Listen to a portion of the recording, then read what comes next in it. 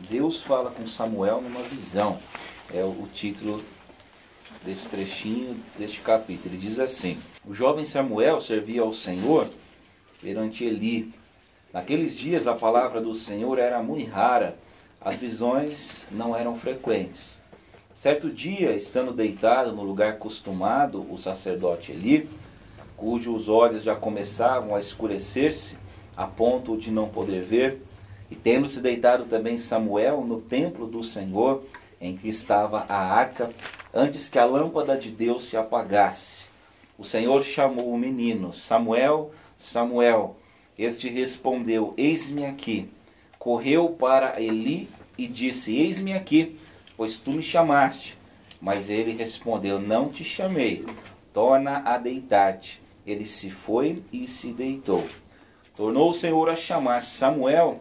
Este levantou e foi a Eli e disse: eis-me aqui, porque tu me chamaste. Mas ele disse: não te chamei, meu filho, torna a deitar-te. Porém, Samuel ainda não conhecia o Senhor, e ainda não lhe tinha sido manifestada a palavra do Senhor. Ora, pois tornou a chamar a Samuel por uma terceira vez. E ele se levantou e foi até Eli e disse: eis-me aqui, pois tu me chamaste. Então entendeu Eli que era o Senhor quem chamava o jovem. Por isso Eli disse a Samuel: vai deitar-se. Se alguém te chamar, dirás: fala, Senhor, porque o teu servo ouve. E foi Samuel para o seu lugar e se deitou.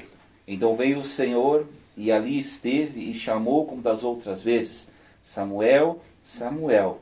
Este respondeu: fala, porque o teu servo ouve. Amém. Até aqui. Amém.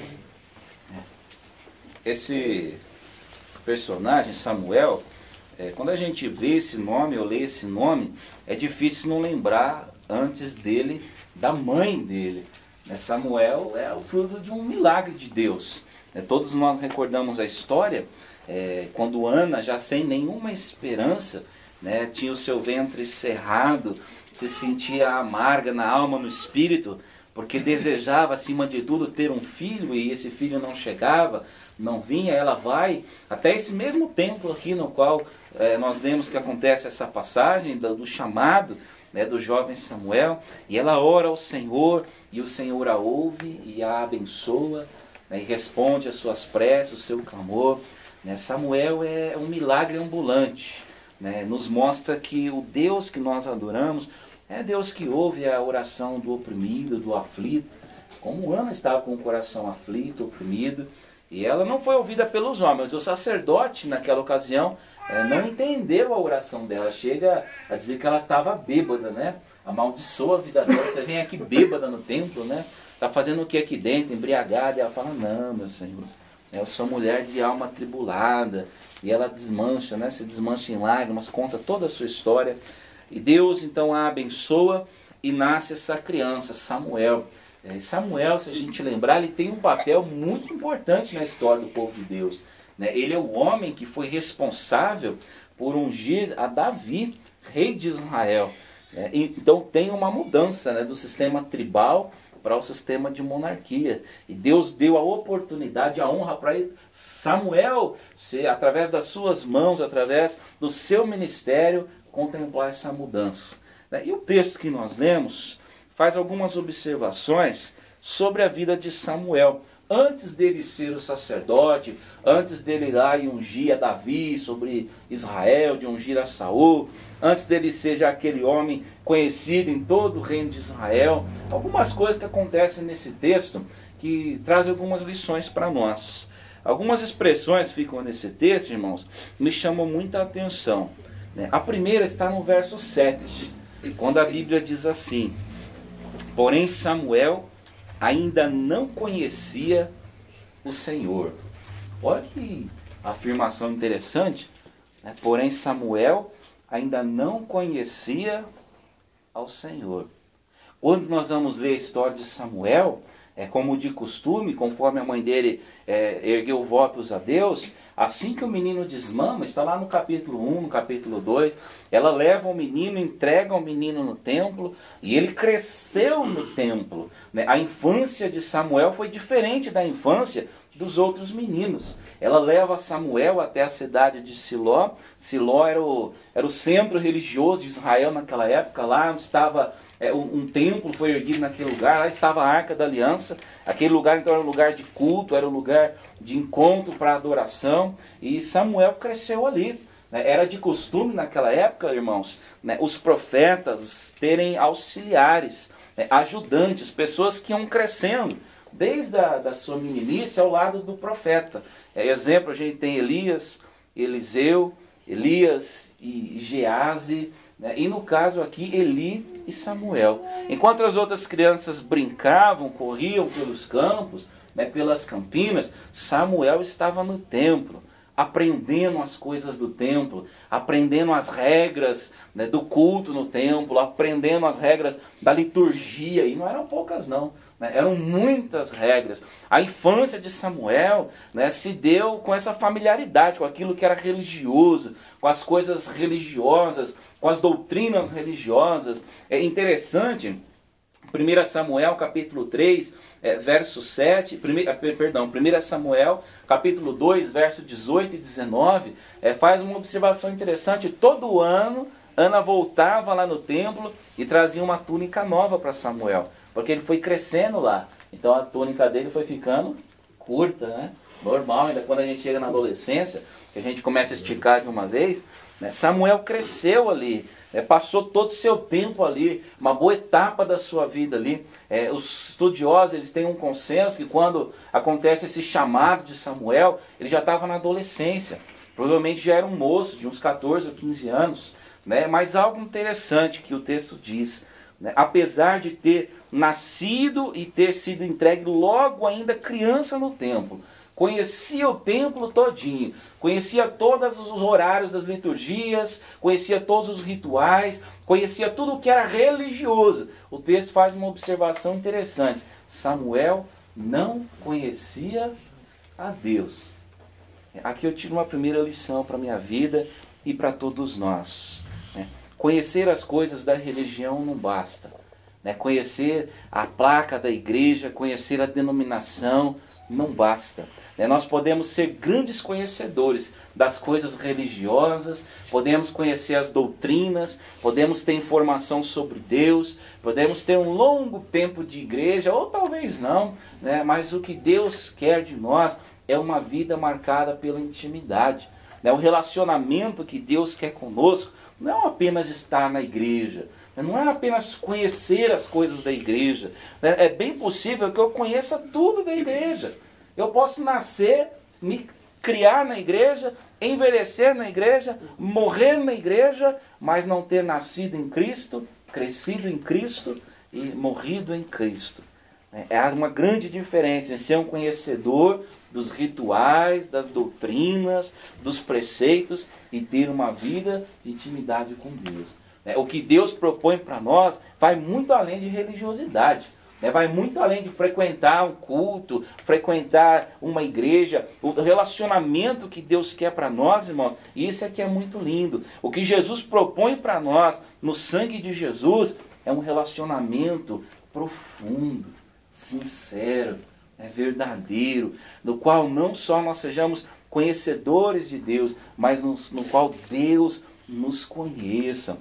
O relacionamento que o Senhor Jesus nos convida a ter com Deus Pai é um relacionamento marcado pela amizade. Jesus fala para os seus discípulos: olha, eu já não chamo vocês de servo, porque o servo não sabe o que faz o seu Senhor, mas eu vos chamo de amigos.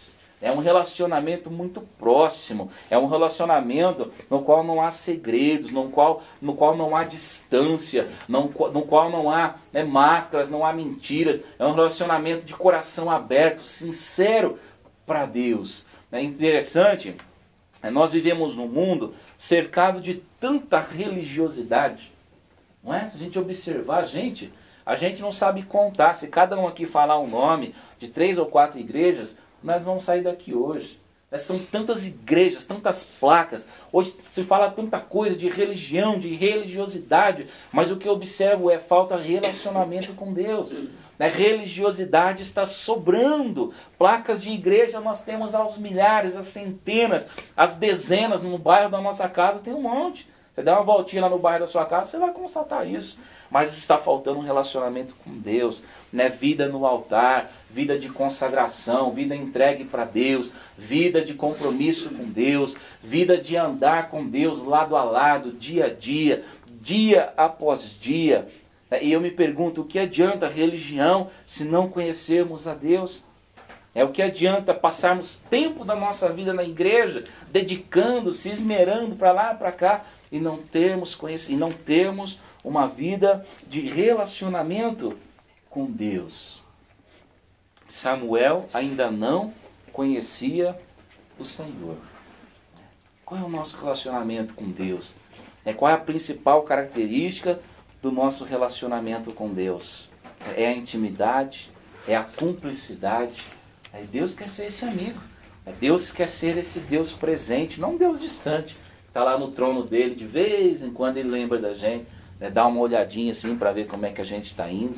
Ou às vezes a gente tem uma ideia de Deus tão errada, Um Deus que está lá no trono dele, santo, justo, verdadeiro, olhando, como se nós fôssemos formiguinhas andando aqui embaixo, torcendo para a gente errar, para a gente pecar, para derramar a ira dele, a justiça, para repreender, para destruir, para exortar. Não é nada disso. A Bíblia não mostra esse Deus.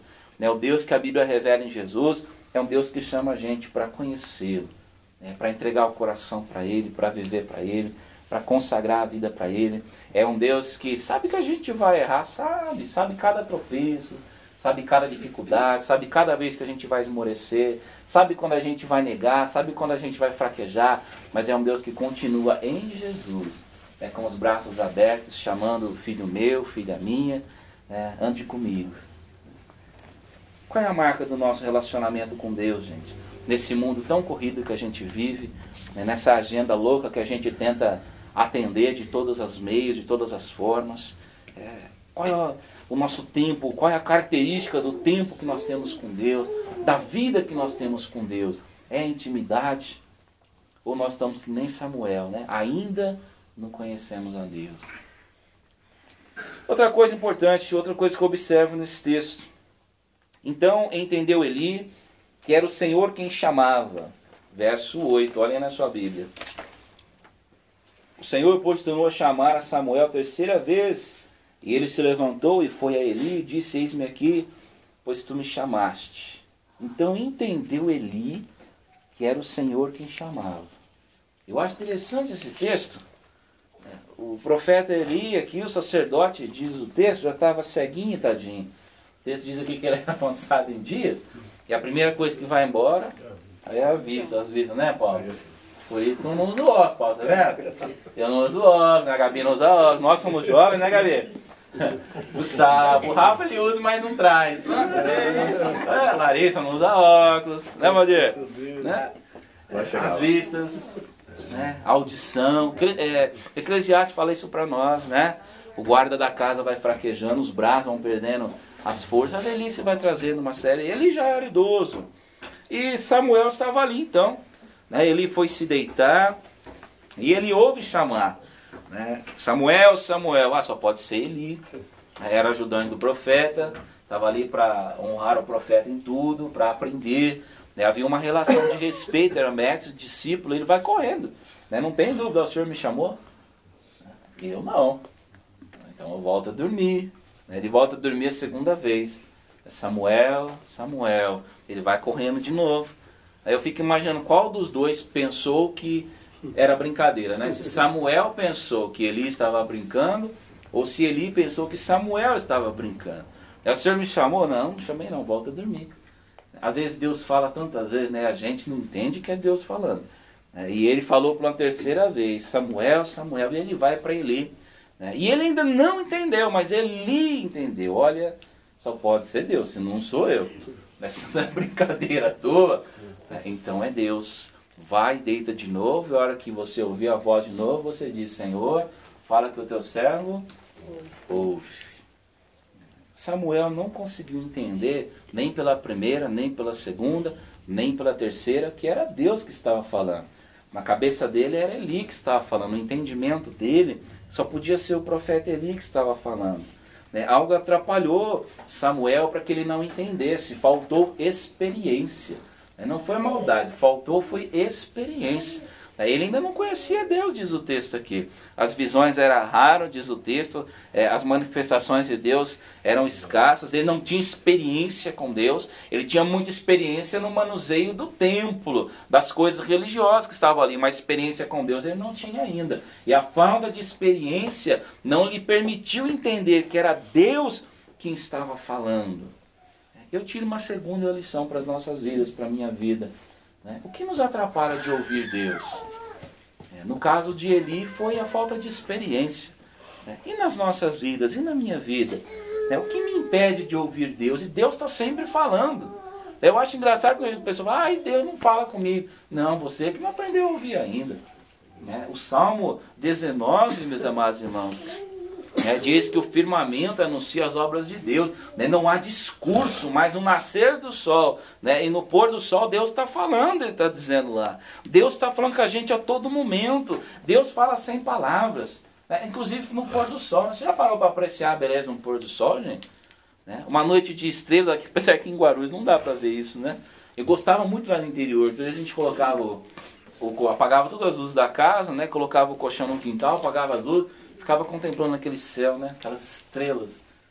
E não raramente a gente via quando uma cortava o céu, para cá, para lá. Aqui a gente sabe se é balão, se é estrela, Você nunca olhou, gente, Deus está falando a todo momento. Deus fala com a gente na letra de um hino. Deus fala com a gente na oração do irmão. Deus fala com a gente na palavra. Deus está sempre falando. O problema é que às vezes nós não ouvimos a Deus falar. Nós temos dificuldade para entender que é Deus que está falando. Quando não, nós ouvimos todas as outras vozes. E são tantas vozes que gritam no nosso coração. A voz do nosso ego, a voz da nossa arrogância, a voz da nossa natureza pecaminosa, as vozes alheias ao nosso coração, que não nos conhecem, não conhecem a Deus, mas que falam no nosso coração, a voz dos ditames da sociedade. São tantas vozes que tentam falar no nosso coração e às vezes abafam a voz de Deus, e Deus está falando, falando, falando, e nós não ouvimos o que Deus quer falar. O que tem atrapalhado nós de ouvirmos a voz de Deus? Temos ouvido a voz do Senhor, nós temos dado atenção àquilo que Deus tem nos falado, temos levado em conta, em consideração, temos sido zelosos quando ouvimos a voz de Deus. Precisamos ouvir a voz de Deus. Precisamos silenciar todas as vozes do nosso coração para ouvirmos a voz de Deus. Quantas vozes falam no nosso coração? Quantas? Mas Jesus quer falar conosco. Jesus fala conosco. Diz assim, eis que estou convosco todos os dias, até a consumação do século. A gente nunca está sozinho. Jesus quer falar e Ele fala. Nós precisamos silenciar o coração para ouvir o que Deus tem a falar. E por último, me chama a atenção a resposta de Samuel. Primeiro, o texto fala que ele não conhecia Deus. É importante conhecer a Deus. Deus quer uma vida de intimidade com cada um de nós. Por isso Ele nos adotou como filhos e filhas em Cristo Jesus. O texto mostra que ele não entendeu de primeira mão que era Deus, mas ele foi orientado pelo profeta. Olha, é Deus que está falando. Vai lá, deita lá de novo. Quando ele falar, tu respondes. Fala que o teu servo ouve. E assim acontece, verso 9. Por isso ele disse a Samuel, vai deitar-se, e se alguém te chamar, dirás, fala que o teu servo ouve, porque o teu servo ouve. E foi Samuel para o seu lugar e se deitou. E o verso 10 diz que Deus falou de novo. Então veio o Senhor e ali esteve, e chamou como das outras vezes, Samuel, Samuel. Então ele responde adequadamente, e respondeu, fala que o teu servo ouve. Uma outra reflexão que eu fiz nesses dias lendo esse texto. Às vezes a gente está ouvindo Deus falar, mas a gente não responde para Deus. Às vezes nós ouvimos Deus falar, nós sabemos que Deus está falando algo ao nosso coração, nós sabemos que Deus está pedindo algo ao nosso coração, né? E isso acontece pelo testemunho interno do Espírito Santo. Não é que vai vir uma voz do céu, né? Um vozeirão que nem o do Paulo aqui, né? Tremer a casa toda, não é isso não. Né? Nós somos os calvinistas, nós calvinistas acreditamos nisso, né? Testemunho interno do Espírito Santo. Deus fala através do Espírito, é o Espírito que vai falar no nosso coração. É Deus que vai nos ensinando. E às vezes nós somos duros em relação à voz de Deus. Não respondemos ao Senhor. Deus fala, fala, fala, fala. Fala uma vez, fala duas, Deus não cansa, porque Deus não cansa, né? Mas chega a ser repetitivo. E eu observo a nossa dureza, e quando eu falo nossa, eu falo a dureza do povo de Deus. Porque são centenas de vezes que aparece a expressão na Bíblia. Quem tem ouvidos para ouvir, ouça. Quando não, no Antigo Testamento a expressão é: ouve, ó Israel, ouve, ó Israel, ouve, ó Israel. Por que Deus tem que ficar falando tantas centenas e milhares de vezes? Ouça, ouça, ouça, ouça, ouça. Nós temos essa dificuldade de ouvir. Então Deus, como um pai que tem que ficar repetindo 1000 vezes, falou: filho, estou falando, filho, estou falando, filho, estou falando. Deus fica falando, e nós nunca respondemos. Fingimos que não estamos ouvindo, que não é conosco. Qual é a nossa resposta a Deus? Qual tem sido a nossa resposta à voz de Deus que fala no nosso coração? Será que nós somos dispostos? Fala que o teu servo ouve. Eu acho linda a resposta também que Isaías dá para Deus. Eis-me aqui, usa-me a mim. Olha, corajoso, né? Eis-me aqui, usa-me a mim. Aí a gente precisa pensar antes de falar com Deus. Eu acho que eu já contei isso na igreja. Quando eu decidi ir para o seminário, que um presbítero que era muito amigo nosso foi trabalhando essa questão, de chamado, de ministério. E eu falava assim: gente, será, esse negócio de ser pastor? Eu falava assim: nem para mim não, né? Nunca pensei nisso daí. Eu não quero isso não. Quero formar uma profissão que ganha um rio de dinheiro, quero ficar rico logo, comprar um carro, comprar uma casa, né? Eu preciso mexer com esse negócio de igreja. Aí fui, irmãos, num acampamento. Acho que foi na Palavra da Vida. Aqui em Atibaia, que acampamento que é aqui? Palavra da Vida, né? E fez lá o culto da fogueira, e na época lá os missionários, lá os pastores pregando e falando. Era o dia que fazia o desafio para os jovens, né? Olha, se você quer ser um instrumento nas mãos de Deus, quer ser um professor na escola dominical, quer ser um presbítero, um diácono, um missionário, até mesmo um pastor, vem aqui à frente, diga assim: eis-me aqui, Senhor, entregue a sua vida nas mãos de Deus. E eu lá na beira daquela fogueira, o culto ao redor da fogueira, e cheio de colegas em volta, colegas, meninos, meninas. E eu querendo impressionar os meninos, meninas, falei: vou lá na frente, E fui, gente. E eu fechei o olhinho lá e fiz a oração junto com o pastor lá: Senhor, eis-me aqui, usa-me a mim. Resultado, nunca mais consegui fugir de Deus. Deus... Verdade. Quantas vezes no seminário arrumei as malas para ir embora? Quantas vezes? Eu lembro quando eu cheguei de férias do primeiro ano, eu estava contando isso para o irmão essa semana, não sei na casa, acho que foi para a Dona Maria que eu estava contando isso. Eu lembro no primeiro ano, a gente não tinha que comer só, a gente só almoçava. Não tinha café da manhã, não tinha janta. Quando eu cheguei de férias do primeiro ano em casa, não tinha cinta segurando a calça. Era um barbante que eu tinha passado assim, porque não tinha furo na cinta mais. Hoje eu tirei o atraso, mas naquela época... Quando eu toquei a campainha em casa, quando a minha mãe foi me receber, ela chorou. Antes de chegar no portão, ela chorou. Os ossos do rosto aparecendo, estava passando fome. E eu falei para ela: amanhã eu não volto mais. Pode lavar minhas roupas, pôr tudo na gaveta. Para mim chega. Foi meio ano, já esse negócio para mim. Só que a gente não consegue. Aí faltando 7 dias para acabar a série, a gente começa a lutar com Deus, Eu não volto, Senhor, eu não volto, Senhor, mas Deus não deixa. Aquilo fica dia e noite na tua mente. Você volta, você volta. Aí você vai arrumar a mala chorando: eu não vou. Vai, você sobe no ônibus chorando. E vai. E quantas vezes lá, nas dificuldades batiam, eu ligava para a Larissa, naquela época a gente era namorada ainda. Eu falava: olha, eu vou embora. Eu vou passar primeiro a sua casa, depois eu... Olha, você que sabe, já orou, já pediu para Deus. Aí eu falava: essa parte eu não fiz ainda, Aí saía um pouquinho. E orar, Ia dar uma voltinha lá, pronto, já mudava de opinião. Ela chegava, guardava as malas. Isso foi muitas vezes. Foram muitas vezes. Às vezes a gente tenta fugir de Deus. A gente não quer ouvir Deus, mas a gente precisa ouvir o Senhor. E Deus não precisa ouvir muita coisa, Deus só precisa ouvir: eis-me aqui. Eu só fiz, por que eu fui naquela beira daquela fogueira aquele dia, né? Eis-me aqui, foi só isso que eu falei, né, sabe? Eis-me aqui, é só o que Deus quer ouvir, gente. Nós vamos responder a Deus. E Samuel respondeu ao Senhor: fala que o teu servo ouve. E Deus deu uma instrução para ele, né? E ele foi transmitir uma instrução de Deus. E dali em diante Deus começou a usar Samuel, né, como um grande vaso de honra para que os planos dele fossem se concretizando, né, na vida do povo dele, na vida de Israel, conforme o plano da salvação que foi se desenrolando no caminhar da história. É uma grande lição a vida desse menino. Já menino, ele traz essas lições para nós.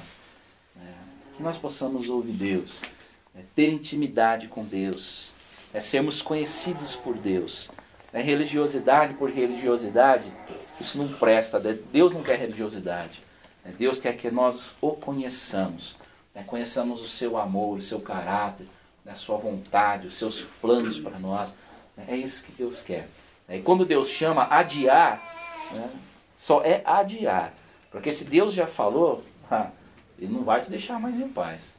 Quando você não disser para Ele: fala que o teu servo ouve, se precisa Ele vai nos quebrantar.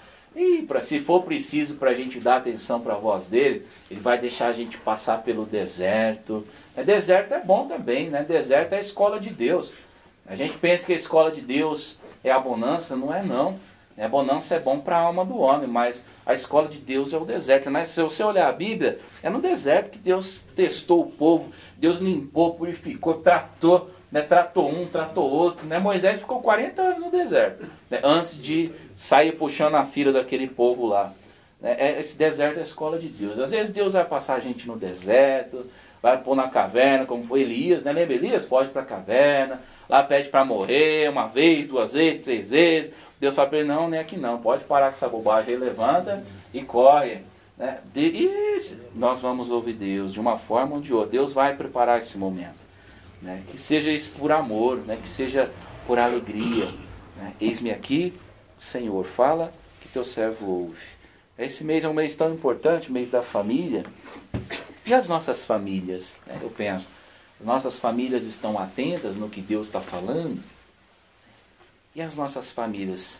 Nós ainda ouvimos a voz de Deus? O esposo ouve a voz de Deus, a esposa ouve a voz de Deus, os pais estão ouvindo a voz de Deus, a família tem intimidade com Deus. Vamos pensar isso, refletir um pouco nisso. Que Deus nos abençoe a ter uma vida de comunhão com o Senhor. Amém?